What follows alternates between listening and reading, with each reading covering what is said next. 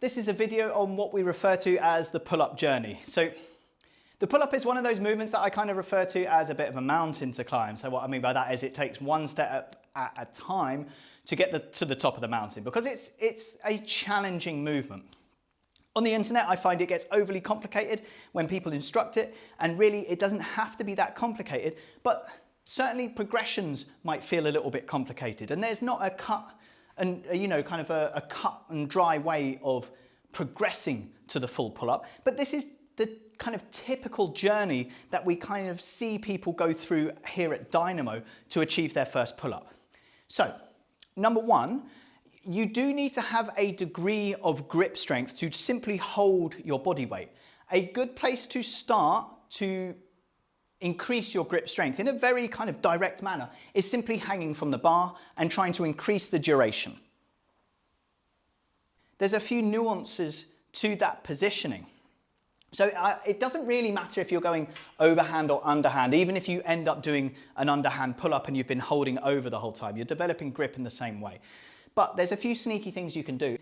Hold on to your index finger. It just gives you that little bit extra grip to hold really tight onto. Eventually gravity is going to win and it is going to kind of pull your hand away, but that's a nice little tip for when you do pull-ups and when you do your bar hangs as well.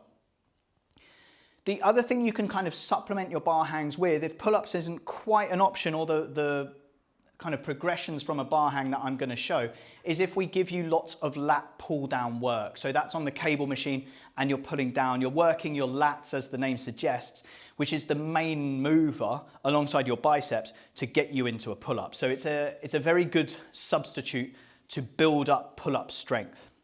When that's kind of feeling pretty comfortable, it probably won't take you too long to move on to a banded pull-up. So there are much more specific videos, so I'm not going to go into the details of how to set it up, but this is a banded pull-up. So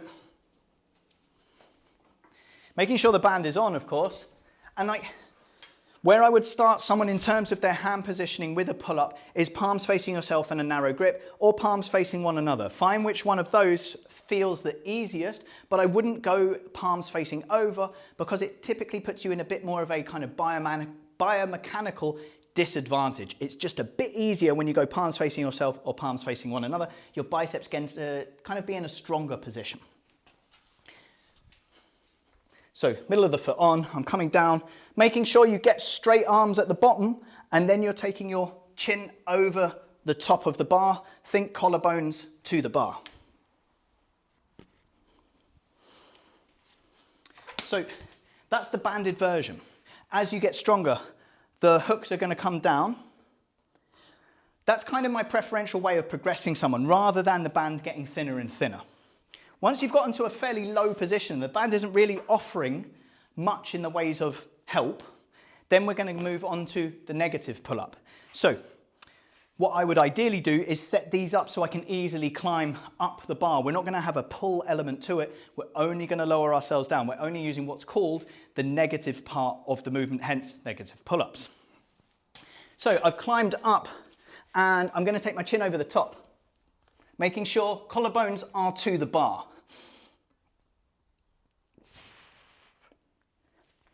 And we're going to come down with a really slow tempo. We normally suggest between 2 and 4 seconds. The first reps are probably going to be closer to 4 seconds. The last few reps are probably going to come down to about 2 seconds, right? But the point being is it's really slow. Come down to a straight arm. If you're not coming down to a straight arm, you're not training the whole range of motion. You're not getting strong in that whole range of motion. You're not going to achieve a pull-up. Once you get comfortable with about 10 of those, when you are hitting 4 seconds, I wouldn't be surprised if you're close to achieving your first pull-up.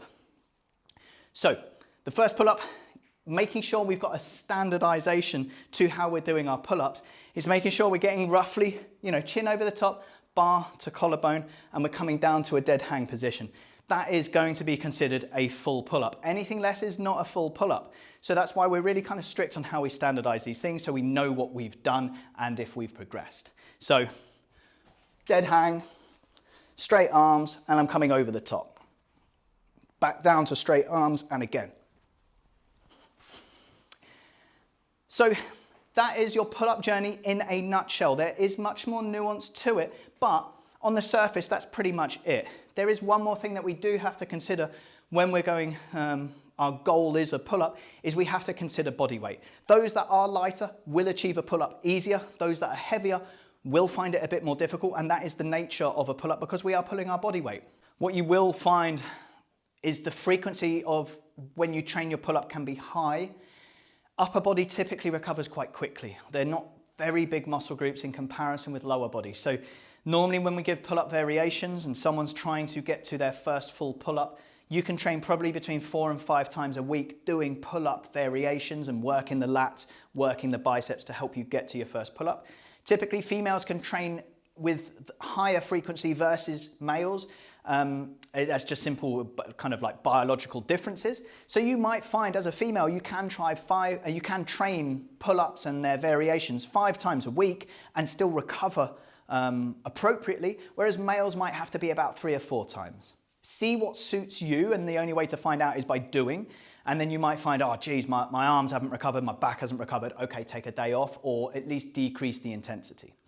Hopefully all of that has made sense, and that's given you an idea as to what your pull-up journey might look like. Now, when it comes to when will I be able to achieve my pull-up, it's very much down to the individual. And what we normally suggest here at Dynamo is you train the pull-up frequently. So whether it's a number of these, a variation of these exercises I've shown, lat pull downs, pull-ups, banded pull-ups, etc.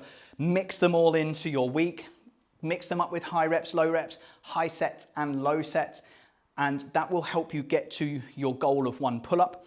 And normally I put a long time frame on it, anywhere between 6 and 12 months to achieve your first pull-up.